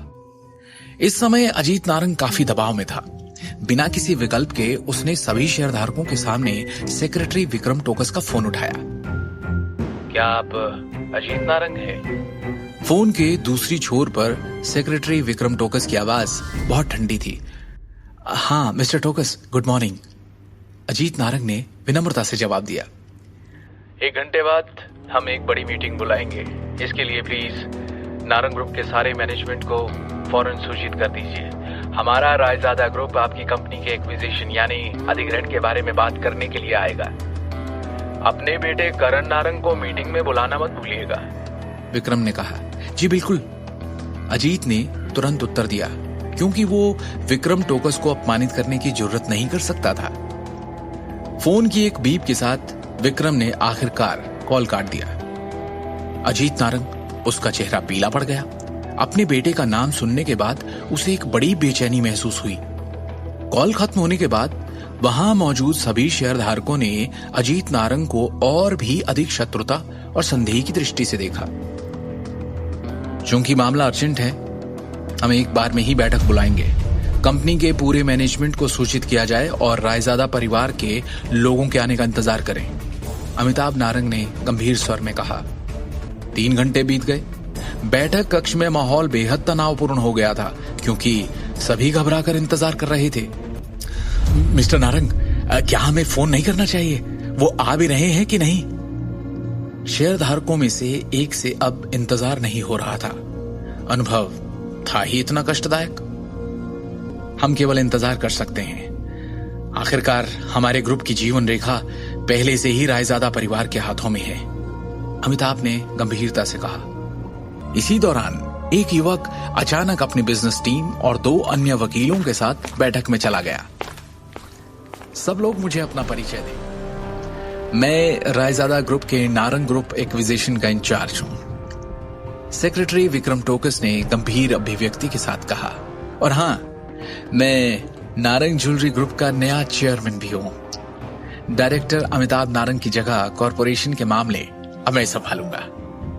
इतना कहने के बाद सेक्रेटरी टोकस ने चेयरमैन की कुर्सी खोल दी और बोल्ड अंदाज में बैठ गया। भवानी नारंग के निधन के बाद से नारंग ग्रुप के चेयरमैन का पद खाली था। यहां तक कि अमिताभ और अजीत नारंग ने भी खुद को डायरेक्टर के पद तक ही रखा। ये नजारा देखकर नारंग परिवार के सभी सदस्यों के चेहरे पर घृणा आ गई और वो चुप रहे, क्योंकि वो रायजादा ग्रुप को नाराज नहीं करना चाहते। सेक्रेटरी टोकस परिवार के सभी लोगों के हाव भाव देखकर मुस्कुराया और बोला, आगे बढ़ने से पहले ऐसा लगता है आप सब में काफी लोगों की समझ में नहीं आया कि अभी स्थिति एग्जैक्टली है क्या। इस समय मेरे हाथों में नारंग की ज्वेलरी ग्रुप के 55% शेयर हैं। इसके अलावा मैं मैनेजमेंट के तहत 20 ज्वेलरी फैक्ट्रीज और 30 आभूषण फ्लैगशिप स्टोर्स के कंट्रोल में हूं। मेरा मानना है कि अगर मैं चेयरमैन का पद लेता हूं तो किसी को आपत्ति नहीं होगी, है ना? टोकस के ये शब्द एक ढोल की तरह लग रहे थे जो सभी के मन में गहराई से उतर गए, जिससे वो चुप हो गए। ये एक्विजिशन के दस्तावेज हैं, प्लीज आप सभी एक बार ध्यान से पढ़ लीजिए। टोकस ने दस्तावेज की कॉपियां सभी में बांटने का आदेश दिया। उपस्थित सभी शेयरधारकों ने दस्तावेजों को पढ़ते हुए और गहराई से विचार करते हुए गंभीर भाव प्रकट किए कि तभी शांति में विक्रम टोकस की आवाज फिर से आई, एक अलग अंदाज में। इतने में वहां मौजूद सभी एक ही दिशा में देखने लगे और पीछे से करण निकलकर सामने आया। विक्रम ने उसे ज़हीन नजरों से देखा। मैं हूं करण नारंग, लेकिन मैं ये नहीं समझ पा रहा हूं कि आपको मुझसे क्या काम है मिस्टर विक्रम टोकस। करण ने झुंझलाहट भरी आवाज में ईमानदारी से कहा, अब मेरा मतलब है विक्रम सर। विक्रम ने बिना कोई प्रक्रिया दिए उससे पूछा, कंपनी में आपकी क्या पोजीशन है? और इतनी बड़ी कंपनी के मुलाजिम होने के नाते आपको इतना भी नहीं पता कि बिना बारी के बोलना सही नहीं? विक्रम ने यह कहते हुए करण की ओर अपनी ठंडी निगाह डाली और पास पड़ी मोहर उठाकर तेजी से करण की तरफ फेंकी। और जैसे ही वो सील करण के पेट से टकराई, उसके होश उड़ गए और उसे लगा जैसे उसे हथौड़े से मारा गया हो। जैसे ही उसके पेट से दर्द ऊपर की ओर बढ़ा, उसने बैठक से पहले खाया हुआ सारा खाना कॉन्फ्रेंस रूम की टेबल पर उल्टी कर दिया। करण गुस्से से भड़क उठा, क्योंकि उसे लगा था कि विक्रम ने उसके साथ अन्याय किया है और सबके सामने उसे अपमानित किया है। हालांकि उसने विक्रम को अपनी आंखों में शुद्ध घृणा के साथ देखा, लेकिन उसने विरोध का एक भी शब्द कहने की हिम्मत नहीं की। उसे अभी भी समझ नहीं आया कि रायजादा ग्रुप का ये सेक्रेटरी उसे क्यों निशाना बना रहा है। विक्रम ने धीरे से कहा, अब आप सब लोग मेरी बात ध्यान से सुने। मुझे पूरी उम्मीद है कि आप सब ने इस टेक ओवर के पेपर्स अच्छे से पढ़ लिए होंगे। हमारे रायजादा परिवार ने नारंग के आभूषण समूह से बड़ी संख्या में शेयर और संपत्तियां क्यों खरीदी, इसका कारण ये है कि हमने नारंग के आभूषण निगम की क्षमता को समझा और उसमें इंटरेस्ट दिखाया है, क्योंकि इसके पास महान विकास मूल्य है। इसलिए आप सभी शेयर होल्डर्स को फिलहाल के संकट में होने वाले नुकसान के बारे में चिंता करने की कोई जरूरत नहीं। हमारी टीम की व्यावसायिकता कंपनी को अधिक लाभ मूल्य बनाने की ओर ले जाएगी। सभी शेयरधारकों को केवल उस प्रणाली का सख्ती से पालन करने की आवश्यकता है जिसे मैंने संशोधित किया है और इसे पूरा किया है। भविष्य में हमारा व्यवसाय निश्चित रूप से अधिक ऊंचाई तक बढ़ेगा, पहले से कहीं ज्यादा। उपस्थित 20 से अधिक शेयर होल्डर्स ने सहमति में अपना सिर हिलाया। उनमें से हर एक के दिल में अपनी अपनी योजनाएं थी। उन सभी ने रायजादा ग्रुप के टेक ओवर पेपर्स और स्कीम को ध्यान से पढ़ा था। ऐसा लग रहा था कि दिल्ली के रायजादा समूह का नारंग के आभूषण समूह को एक बार में खत्म करने का कोई इरादा नहीं था।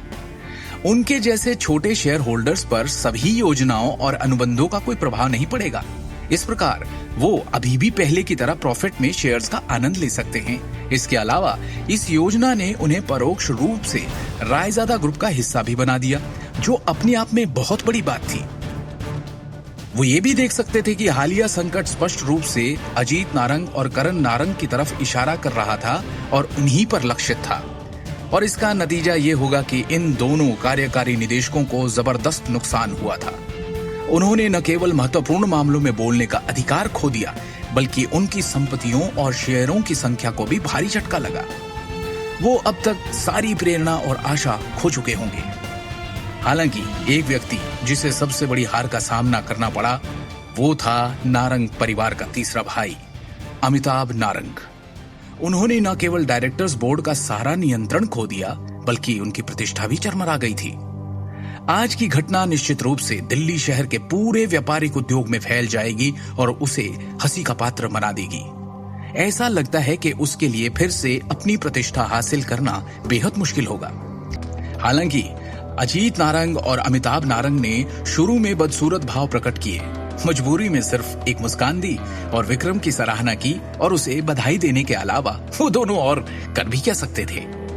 इस किस्से के करीब 6 घंटे बाद रात में हम जाते हैं एक 5 स्टार होटल के एक आलीशान से लग्जरी सूट में। उस कमरे का दरवाजा खुला और उसमें से विक्रम टोकस अंदर आया। उसकी चाल में नारंग के सामने वाला रोब नहीं, बल्कि एक नरमी है। उसने अंदर आते ही झुककर नमस्ते कहा और धीरे से चाय की मेज के सामने सम्मान पूर्वक खड़ा हो गया, जैसे कि किसी व्यवस्था की प्रतीक्षा कर रहा हो।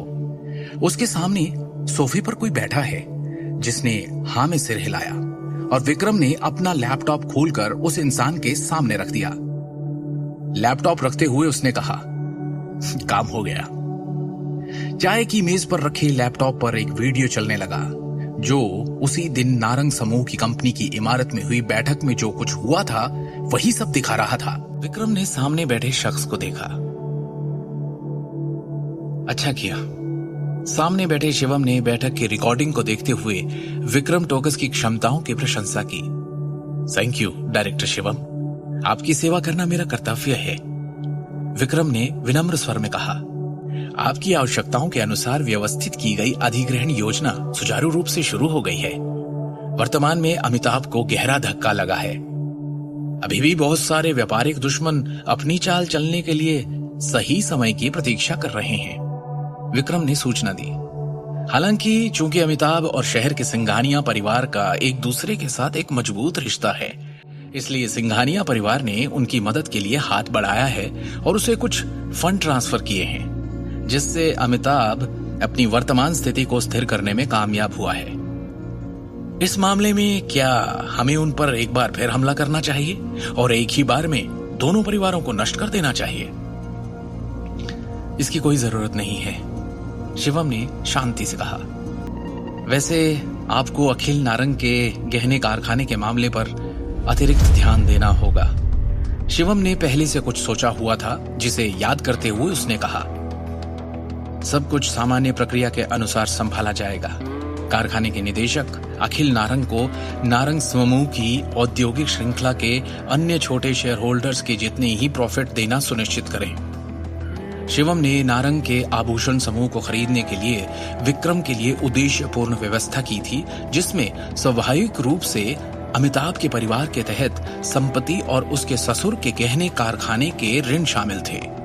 साथ ही उसने विक्रम के लिए सभी कारखानों को नारंग समूह के नाम से व्यवस्थित करने और उन सभी को समान प्रॉफिट देने की व्यवस्था की। इस तरह उसके ससुर की ज्वेलरी फैक्ट्री को नारंग समूह की औद्योगिक श्रृंखला में वापस आने का अवसर मिलेगा। ये बहुत अचानक या स्पष्ट नहीं होगा कि पर्दे के पीछे से कुछ तार खींचे जा रहे थे। कल जब आप नारंग एम्पायर जाएंगे तो एक न्यूज बुलेटिन जारी करने के लिए निदेशक मंडल के नाम का उपयोग करें, जिसमें साफ हो कि कंपनी कई रचनात्मक ज्वेलरी डिजाइनर्स और एक मुख्य डिजाइनर अधिकारी की भर्ती करने वाली है। यस सर, विक्रम ने उत्तर दिया। ठीक है, अभी आप जा सकते हैं और हाँ, आगे की हर खबर मुझे रिपोर्ट करें, शिवम ने स्पष्ट रूप से कहा। अगले दिन छतरपुर जिला दृष्टि का घर। कंपनी के लोगों ने घर को फिर से सजाया और परिवार आखिरकार फिर से अंदर आ सका। शिवम ने सबके लिए खाना बनाया, जिसे पूरे परिवार ने मजे लेकर खाया। ऐसा लगता है कि इस बार हमें स्वयं देवताओं ने आशीर्वाद दिया है। हर चीज का कितना संतोषजनक अंत है। भाई साहब के अपने बेटे के साथ गिरने के बाद पिछले वर्षों में उनके द्वारा बनाए गए दुश्मनों ने उन्हें लात मारने का अवसर ले ही लिया, सिम्मी ने बड़े संतोष के साथ कहा। मुझे नहीं पता कि इन सब के पीछे किसका हाथ है, लेकिन हाँ, एक बार मैं खुद मिलकर उसे व्यक्तिगत रूप से धन्यवाद देना चाहती हूँ। अपने चेहरे पर एक उज्जवल मुस्कान के साथ अखिल ने कहा, भाई साहब का परिवार बहुत निर्दयी है। उद्योग में लगातार दुश्मन बनाने के बाद ऐसा लगता है कि उन्होंने इस बार अनजाने में कोई बड़ी गलती कर दी है, जिसके कारण ये सब हुआ। वो इसी के लायक है जो उन्हें मिला, सिमी ने अहंकार से फूलते हुए कहा। इस बार नए अध्यक्ष ने हमारे आभूषण कारखाने को कंपनी की औद्योगिक श्रृंखला में शामिल कर दिया है, जिससे हमें भविष्य में शेयर और प्रॉफिट दोनों मिलेंगे। हाय, अब ऐसा लग रहा है मानो एक बड़ा संकट टल गया है। भाई साहब और अजीत को वास्तव में इतने सालों के बाद भी कंपनी के प्रबंधन में बड़ी समस्या आई है। चूंकि रायजादा समूह के पास शक्ति और प्रभाव दोनों है, ये नारंग के आभूषण समूह के लिए अच्छा कदम है। हालांकि ये निश्चित रूप से हमारे पिता द्वारा स्थापित पारिवारिक व्यवसाय को एक सार्वजनिक व्यवसाय में बदलने की कोशिश है, अखिल ने एक विवादित अभिव्यक्ति के साथ कहा। अखिल के हाथों में दिल्ली टाइम्स न्यूज़पेपर था। आप कुछ ज्यादा ही चिंता कर रहे हैं।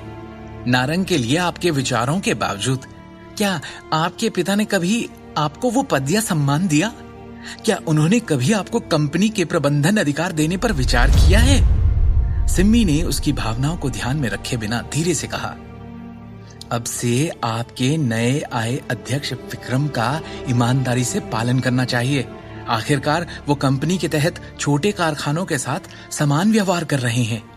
अब जब आप कंपनी के नाम पर एक छोटे शेयर होल्डर हो, तो अब आप वापस नारंग एम्पायर की बिल्डिंग में जाकर ऑफिस में बैठ सकते हो। सही कह रही हो तुम। अखिल असहाय होकर हंसा। वैसे भी हमारे परिवार के दिन धीरे धीरे बेहतर होने वाले हैं। और तभी दृष्टि के चेहरे पर भी एक संतुष्टि भरी मुस्कान दिखाई दी। अब उसके चेहरे पर पहले की तरह थकान नहीं दिख रही थी और आखिरकार परिवार में माहौल काफी अच्छा था। दृष्टि, मैंने समाचार देखा जिसमें कहा गया था कि कैसे नए आए अध्यक्ष विक्रम टोकस नए और यंग लोगों को मौका देना चाहते हैं, आगे बढ़ाना चाहते हैं और बड़े पैमाने पर ज्वेलरी डिजाइनर्स हायर करने वाले हैं। और तुम तो उसमें एक्सपर्ट हो, तो तुम क्यों नहीं इस बारे में सोचती? जो गहने तुमने डिजाइन किए हैं उन्हें लेकर जाना चाहिए। शिवम ने लापरवाही से एक अखबार को पकड़े हुए कहा। तुम तो दिन भर छोले कुलचे भेजते फिरते हो, तो तुम्हें गहनों के बारे में या इस बिजनेस के बारे में कैसे पता? सिमी ने शकी अंदाज में पूछा।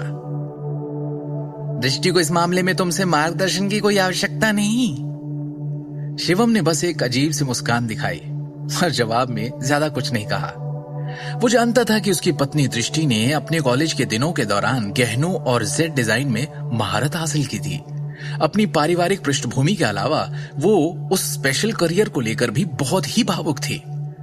आखिरकार उसने दृष्टि को अपने कमरे में गहनों के डिजाइन तैयार करने से पहले अनगिनत बार स्क्रैप पेपर की गेंदों के टुकड़े टुकड़े करते देखा था। शिवम को हमेशा से यही लगा कि दृष्टि ने हमेशा एक प्रसिद्ध ज्वेलरी डिजाइनर बनने का सपना देखा था, जो आगे चलकर इंटरनेशनल गहने बनाए। हालांकि दृष्टि उसकी फैमिली के नारंग के आभूषण समूह में केवल एक साधारण कर्मचारी थी। अमिताभ नारंग, जो निदेशक मंडल के प्रभारी थे, उनके द्वारा दबाए जाने के बाद उसके डिजाइन ड्राफ्ट को हमेशा की तरह कभी भी प्रबंधन द्वारा एक्सेप्ट नहीं किया गया था। इसलिए शिवम ने विक्रम को उपहार के रूप में जीवन भर का अवसर देकर दृष्टि की उस इच्छा को पूरा करने का निर्देश दिया था। दृष्टि ने बुदबुदाया। जैसे ही शिवम के सुझाव ने उसका ध्यान खींचा, शिवम के हाथ से अखबार लेते हुए उसने भर्ती में दिलचस्पी दिखाने से पहले कुछ समय के लिए इसे गंभीरता से पढ़ना शुरू किया। शिवम का सुझाव बुरा नहीं है, मैं एक बार जरूर तय करना चाहूंगी, दृष्टि ने कहा। Jewellery design. लंबे समय तक इस क्षेत्र में अध्ययन करने के बाद हमारी बेटी पहले से ही एक विश्व स्तरीय ज्वेलरी डिजाइनर बन जाती, अगर उसे कंपनी में इतने सालों से बहिष्कृत नहीं किया गया होता। सिमी ने गर्व से कहा, बेटा तुझे जो करना है कर, मेरा आशीर्वाद तेरे साथ है। आज तक भाई साहब और अजीत के नीचे दबकर खड़े रहना पड़ता था, उनका समर्थन करने के अलावा और कोई चारा नहीं था। व्यवहारिक तौर पर कुछ और कर नहीं सकते थे।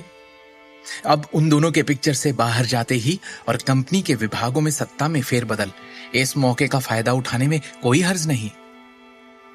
मैं समझती हूं, दृष्टि ने कहा, क्योंकि वो पहले से ही खुद को इस मौके को आजमाने के लिए मना चुकी थी।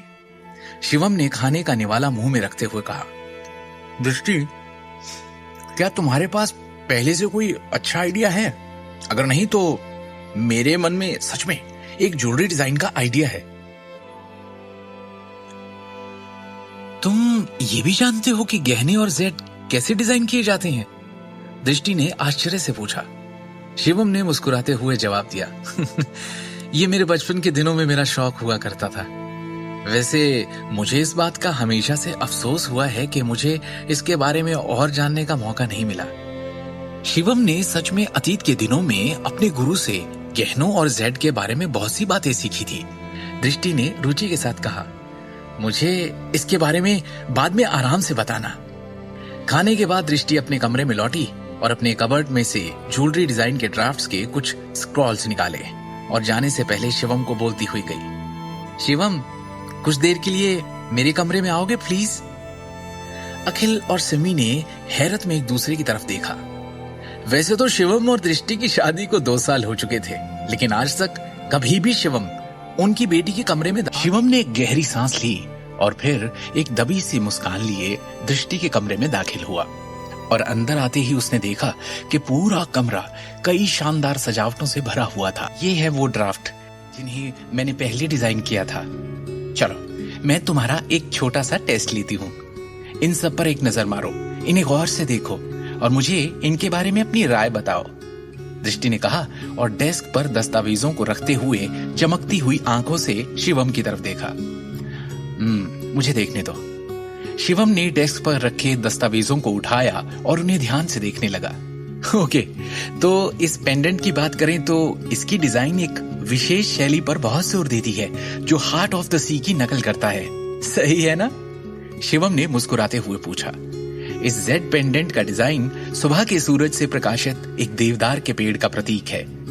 इस विशिष्ट शिल्प में यथार्थवाद की ओर झुकाव के बावजूद ऐसा लगता है कि ये महान भावना से भरा हुआ है। और इस सोने के हार के डिजाइन को गौर से देखें तो ये क्लासिक्स के लिए सही रहता है और इसके कारीगर को उत्कृष्ट एम्बेडिंग कौशल की आवश्यकता होती है।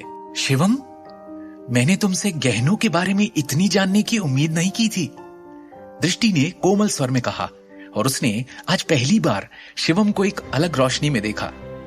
शिवम बस मुस्कुरा दिया और उसने कुछ और नहीं कहा। दृष्टि ने गंभीरता से कहा, वास्तव में मेरे पास एक ऐसा डिजाइन था जिससे मैं पहले बहुत संतुष्ट थी, लेकिन हमेशा बस सोचती रह गई और मुझे इसे बनाने का अवसर कभी नहीं मिला।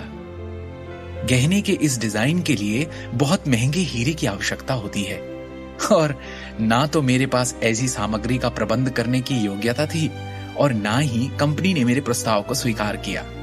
ये एक ऐसा डिजाइन है जिस पर मुझे सबसे अधिक गर्व है, हालांकि मुझे अभी तक इसके लिए एक अच्छे नाम के बारे में सोचना है, दृष्टि ने कहा और वो ड्राफ्ट शिवम को सौंप दिया। शिवम ने वो दस्तावेज लिया और उसे ध्यान से देखते हुए उसका गंभीरता से विश्लेषण किया। जितना अधिक उसने डिजाइन को गौर से देखा और देखता रहा, उतना ही उस डिजाइन ने उसे चकित कर दिया। उस ड्राफ्ट का विश्लेषण करने के बाद उसके लिए यह स्पष्ट था कि दृष्टि के पास गहनों के डिजाइन में असाधारण प्रतिभा थी। सच कहूं तो मुझे लगता है कि तुम इसके डिजाइन में एक चाप और उससे भी अधिक बारीक नक्काशी जोड़ सकती हो। सामग्री के संदर्भ में हमारे पास अभी भी उच्च अंत रंगीन हीरे का उपयोग करने के अलावा कोई विकल्प नहीं है। इसके अलावा हमें सामग्री की आवश्यकता होगी, आकार में बड़ी होनी चाहिए, शिवम ने सुझाव दिया। मैं जानती हूं, लेकिन क्या इसे बनाना बहुत महंगा नहीं होगा? इसकी लागत के अलावा इसका उत्पादन करना भी बेहद मुश्किल होगा, दृष्टि ने झिझकते हुए कहा। मुझे लगता है सब आराम से हो जाना चाहिए, शिवम ने उसे आश्वस्त किया। तुम्हें बस अपने आप में और अधिक आत्मविश्वास रखने की आवश्यकता है। इसे दुनिया के सर्वश्रेष्ठ गहनों के रूप में सोचने का प्रयास करो। दृष्टि ने शिवम को अपनी चमचमाती आंखों से देखते हुए ध्यान से सुना। दोनों ने आधे घंटे तक उत्साह से बातें की। अंत में गहनों के अंतिम डिजाइन को अंतिम रूप दिया गया। दृष्टि ने डिजाइन के ढांचे को देखते हुए एक संतुष्ट अभिव्यक्ति प्रकट की।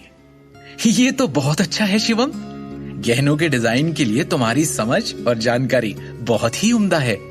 दृष्टि ने शिवम की प्रशंसा की। मैंने फैसला कर लिया है, मैं इस डिजाइन को एक कदम के रूप में इस्तेमाल करूंगी और अध्यक्ष विक्रम टोकस को इसका प्रस्ताव दूंगी। लेकिन हम इसे नाम क्या देंगे? दृष्टि ने थपथपाया और कुछ देर सोचा। शिवम ने भी कुछ देर सोचा और सुझाव दिया, विश्व के राजा। दुनिया का राजा? दृष्टि ने पूछा। दुनिया का राजा, दृष्टि ने उत्साह से कहा। मैं यही नाम रखूंगी, विश्व के राजा। ये हैं। और इस तरह दृष्टि ने पेंडेंट के नाम पर फैसला किया। डिजाइन के ड्राफ्ट को जल्दी से छांटते हुए दृष्टि ने अपना प्रस्ताव अध्यक्ष विक्रम को ईमेल के माध्यम से भेजा। उसी दिन अपने परिवार के साथ रात का खाना खत्म करने के बाद आखिरकार उसे जवाब मिला। विक्रम ने ईमेल में कहा, विचार काफी रचनात्मक है, कल कंपनी में आए और मुझसे मेरे ऑफिस में मिले। दृष्टि को उसके डिजाइन के अप्रूवल की खबर मिलते ही उसमें उत्साह की लहर फूट पड़ी। अगले दिन सुबह दृष्टि के बहुत मनाने और रिक्वेस्ट करने पर शिवम भी उसके साथ कंपनी गया। जल्दी ही टैक्सी नारंग एम्पायर टावर पर आ गई और जल्दी ही वो दोनों कार से उतरे और लिफ्ट में आए। वो आखिरकार कंपनी के अंदर आ गए। जैसे ही वो दोनों कार्यालय की इमारत में गए, उन्हें अचानक उपस्थित सभी लोगों की अजीब निगाहें देखने को मिली। दृष्टि, तुम तो मार्केटिंग डिपार्टमेंट में हो ना? तुम्हें यहाँ आने की अनुमति किसने दी? ये कंपनी के मैनेजमेंट विभाग का कार्यालय है। क्या तुम कंपनी में अपनी वर्तमान स्थिति से अवगत नहीं हो? वहां से गुजरने वाली एक महिला अधिकारी ने दृष्टि को पहचानने के बाद बदसूरत अभिव्यक्ति के साथ कहा, ओ दृष्टि, क्या तुम्हारी बगल में खड़ा व्यक्ति वो नहीं है जिसने नारंग परिवार को शर्मिंदा किया है? वो कुख्यात निकम्मा दामाद शिवम है ना? नारंग परिवार के एक वरिष्ठ अधिकारी जो एक कार्यालय की कुर्सी पर बैठे थे ने देखा और एक चंचल अभिव्यक्ति के साथ कहा, मुझे याद है कि कैसे तान्या ने उसे चेतावनी दी थी कि वो फिर कभी उसके सामने ना आए, फिर भी तुम उसे कंपनी बिल्डिंग में लाने की हिम्मत कर बैठी। इसका आप में से किसी को भी कोई लेना देना नहीं है, दृष्टि ने बिना कोई रिएक्शन दिए कहा, क्योंकि इस वक्त वो इन गाली गलौच वाले लोगों की परवाह नहीं कर सकती थी। बिना किसी हिचकिचाहट के वो हाथों में ड्राफ्ट लेकर अध्यक्ष के कार्यालय की ओर चल पड़ी। रुको! इस समय कार्यालय की दूसरी ओर से एक परिचित लेकिन शक्तिशाली आवाज सुनाई दी। आवाज की दिशा से एक शानदार हल्के बैंगनी रंग की पोशाक और अन्य महंगे गहने पहने एक महिला धीरे धीरे उनके पास चलते हुए आई। जैसे ही दृष्टि ने अपनी निगाह उस महिला की ओर घुमाई जो चल रही थी, उसने अपना गुस्सा प्रकट किया, लेकिन थोड़ा नर्वस भी महसूस कर रही थी। आखिरकार चलने वाली परिचित महिला नारंग परिवार की ही तान्या नारंग थी। तान्या आज की तारीख में नारंग के आभूषण समूह में डिजाइन विभाग की डिप्टी डायरेक्टर थी। साथ ही वो कंपनी की चीफ ज्वेलरी डिजाइनर भी थी। इसके अलावा वो कार्यकारी निदेशक अमिताभ नारंग की बेटी और करण की बहन भी थी, जिन्होंने स्वाभाविक रूप से उसे कंपनी में एक महत्वपूर्ण पोस्ट देकर रखी हुई थी। तान्या, कैसी हो? दृष्टि ने थोड़ा असहज महसूस करते हुए उसका अभिवादन किया। Please stop it. तान्या ने उसे हाथ दिखाकर चुप करा दिया और उसके बगल में खड़े शिवम को गुस्से से देखा। तुम अब भी मेरे सामने आने की हिम्मत करते हो? हाँ? थोड़ी भी शर्म नहीं है तुम्हारे अंदर? Tanya, I am sorry. Shivam और मैं आज यहाँ कुछ काम करने के लिए आए हैं, हम जल्द ही जाने वाले हैं, दृष्टि ने घबराकर कहा। दृष्टि को नर्वस देख शिवम ने कहा, दृष्टि, तुम्हें इससे माफी मांगने की कोई जरूरत नहीं है। तुमने कुछ भी गलत नहीं किया है। तुम्हें क्या लगता है, कौन हो तुम? मेरे सामने कुछ भी बोलने की हिम्मत कैसे हुई तुम्हारी? तान्या नारंग ने गर्व से अपना सिर उठाया और शिवम को तिरस्कार से देखा। तुम्हारा और मेरा हिसाब अभी तक पूरा नहीं हुआ है, समझे? और मुझे ताव दिखा रहे हो? दृष्टि कुछ कहने को हुई, जिससे पहले ही तान्या फिर बोल पड़ी। देखो, अब मैं क्या करती हूँ, जिस भी काम से तुम दोनों यहाँ आए हो उसे पूरा नहीं होने दूंगी मैं, समझे? अब देखो। तान्या की बात से दृष्टि थोड़ा घबरा गई, लेकिन शिवम ने शांति से कहा, मैंने तुम्हारी शादी में पहले ही माफी मांग ली थी। जबकि वहां मेरी कोई गलती भी नहीं थी। हिम्मत तो देखो शिवम, क्या तुम भूल गए हो जो मैंने तुमसे कहा था? बगल से अचानक एक गहरी आवाज आई। इस समय दर्श सिंघानिया चलते हुए आया और उसने शिवम और दृष्टि को घृणा के भाव से देखा। फिर उसने एक उच्च और शक्तिशाली रवैये के साथ उपहास किया। क्या तुमने सोचा था कि तुम केवल एक माफी के साथ निपट जाओगे? क्या तुम इन पिछले कुछ दिनों के बाद अपना सरनेम भूल गए हो? क्या तुमने वास्तव में सोचा था कि मैं तुम्हारी घटिया गहनों के कारखानों को बंद नहीं करूंगा? दर्श ने नारंग के ज्वेलरी ग्रुप में बड़ी रकम का निवेश किया था। निदेशक मंडल के सदस्यों में वो भी कार्यकारी अधिकारियों में से एक बन गया था। इसके अलावा वो दिल्ली शहर के द सिंघानिया फैमिली में शीर्ष परिवार का सबसे बड़ा बेटा था। तान्या ने अचानक दृष्टि के हाथ में ड्राफ्ट वाले बैग को देखा और तिरस्कार के साथ कहा, तुम यहाँ उस भर्ती नोटिस के लिए तो नहीं आई हो जिसे चेयरमैन टोकस ने जारी किया था, है ना? क्या तुम सच में अपने गहने डिजाइन आइडियाज में निवेश करने के लिए यहाँ हो? बहुत अच्छा मजाक है। अपने हुनर की कमी के बावजूद तुम अभी भी एक ज्वेलरी डिजाइनर बनने की कोशिश कर रही हो। पिछले कुछ सालों में तुमने कितने ज्वेलरी डिजाइन तैयार किए हैं? मैंने उन सभी को देखा है, वो सभी कूड़ा करकट हैं। तुम्हारा वर्तमान स्तर तुम जीवन भर भी कोशिश कर लो तो इसमें इन्वेस्ट करने की सोच भी नहीं सकती। तान्या ने व्यंग्य से उपहास किया। दृष्टि, मेरी कंपनी के डिजाइन विभाग के उप निदेशक और मुख्य ज्वेलरी डिजाइनर के रूप में मैं आधिकारिक तौर पर तुम्हें इस इमारत को अभी इसी वक्त छोड़ने का ऑर्डर देती हूं।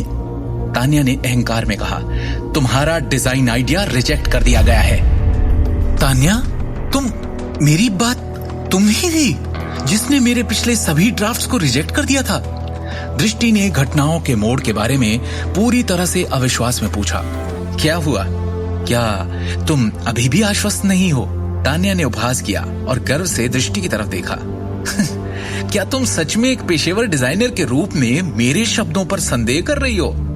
मैं पूरे दिल्ली शहर में शीर्ष ज्वेलरी डिजाइनर्स में से एक हूं। दूसरी ओर तुमने अभी तक किसी भी प्रकार के रिजल्ट्स नहीं दिए हैं। यहाँ किस बारे में बहस हो रही है?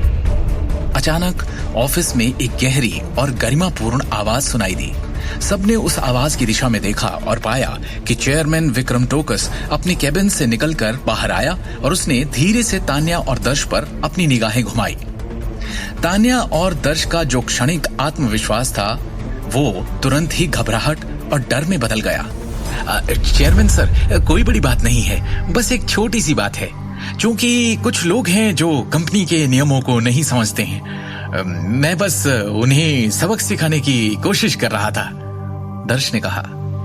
ओह, विक्रम ने दर्श की ओर देखा और पूछा, कौन है जो नियमों को नहीं जानते? दर्श ने तुरंत उत्तर दिया, असल में ये मार्केटिंग विभाग में एक छोटी क्लर्क है और इसका नाम दृष्टि है।